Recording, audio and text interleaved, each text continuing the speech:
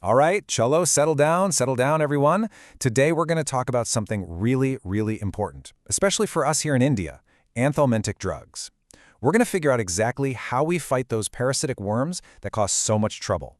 So listen up, this is a very high-yield topic for you. So what's on the menu today? Here's our game plan. We'll start by understanding our enemy. Then we'll look at the old way of fighting them versus the new, much better way. After that, we dive into the most dangerous situation, when these worms invade the brain. We'll quickly touch on a couple of other key drugs, and then, at the end, I'll give you the absolute must-know points for your exams and for your future patients. So first things first, to win a fight, you have to know who you're fighting, right? We are talking about cystodes, or what you and I commonly call tapeworms. These flat, ribbon-like parasites are a massive public health problem. And listen, bachos, I want to be very clear about this. This isn't just a simple tummy ache.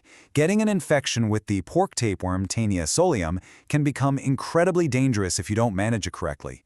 It can lead to some really devastating lifelong problems. Okay, so let's take a little trip back in time, eh? For years and years, our main weapon against these tapeworms was a drug called nicotinamide. And look, it worked. It killed the worm. But it came with a very, very big problem. Now, the way this drug works is actually quite interesting. It doesn't poison the worm in the usual way. Instead, it stops its mitochondria from making ATP. It's like cutting the power supply to the worm's house. So the worm gets injured, it lets go of your gut wall, and then it gets digested. Now remember that word, digested.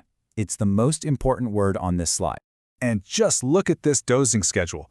This is not some simple take one pill and you're fine kind of deal. No, that's a whole process. And that last step, that saline purge, is absolutely critical. The whole idea was to flush out the dead, digested worm pieces as fast as possible. But why? Why the big hurry? This is the whole problem. This is the tragic flaw of nicotinamide. When the body digests the segments of the T. solium worm, what happens? It releases thousands upon thousands of live eggs right into your gut. And those eggs can hatch, burrow through the intestinal wall, and travel all over the body, your muscles, your eyes, and worst of all, your brain. This disease is called cysticercosis. So by killing the parent worm in the wrong way, you could accidentally unleash a much, much more dangerous infection. This is a 5-star Viva question, Bacho, so remember it. So you see the problem, right? This huge, catastrophic risk with nicotinamide is exactly why we desperately needed a better drug. And that search gave us our modern hero, praziquantel. The way this one works is so much more elegant here. Praziquantel basically punches holes in the worm's skin, making it leak calcium. This causes a massive, sustained muscle contraction, a paralysis. The poor thing gets a full-bodied cramp and just can't hold on anymore, so it lets go and gets passed out whole. No digestion, no release of eggs, problem beautifully solved. And this table tells you the whole story. It's the heart of the lecture. Just look at the difference, side by side.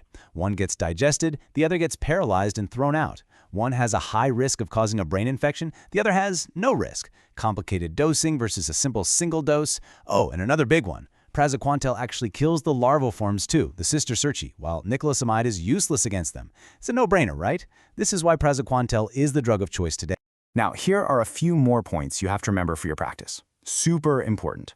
It crosses the blood-brain barrier, which is great if we need to treat cysts in the brain, but, and this is a big but, you have to be super careful about drug interactions. Common drugs for seizures like phenytoin and carbamazepine, and even the steroid dexamethasone that all make praziquantel less effective. This is a huge deal, because guess what? Patients with brain cysts are often taking those exact medicines. So now for the scariest scenario. What do we do when it's too late? When the larvae have already set up camp and are forming cysts inside a patient's brain? This is neurocysticercosis, and it's a major cause of adult-onset seizures right here in India. Now, this is a massive clinical dilemma. Your first instinct is, of course, kill the parasite. But hold on, it's not that simple. See, when the larva inside that brain cyst dies, it breaks apart and releases all its foreign proteins. This triggers a huge inflammatory reaction in the brain tissue around it. You can get swelling, increased pressure. You can actually make the seizures worse. So what do? Kill it and risk the inflammation, or leave it alone?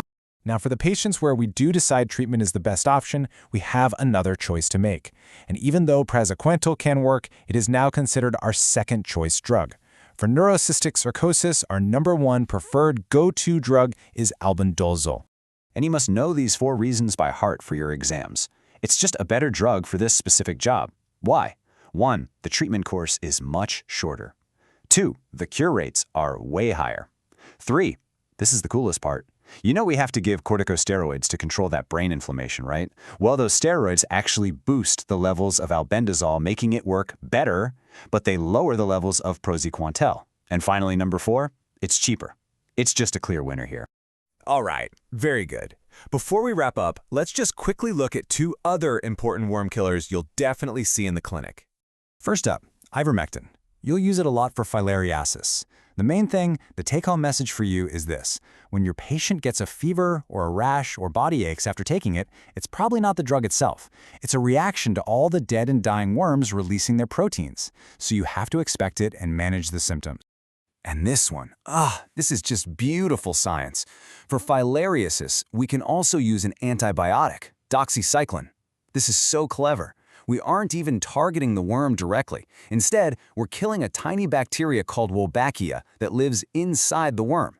The adult worm needs this bacteria to live. Without its little friend, the big worm dies. It's a brilliant, indirect attack. Okay, Jello, let's bring it all home.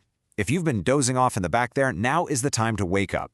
These are the absolute, non-negotiable, must-know points from today's entire session. So what's the bottom line? It's simple. 1 parasite, 2 different situations, 2 different drugs of choice.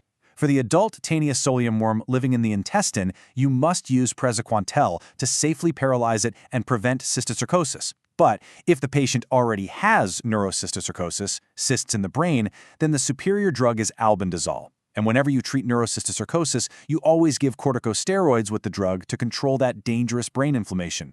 And that's it. This covers the essentials. If you study this well and you really understand the why behind each drug choice, you'll be set. You'll not only do well in your exams, but more importantly, you will know how to safely and effectively treat your patients one day. All right, that's all for today. Class dismissed.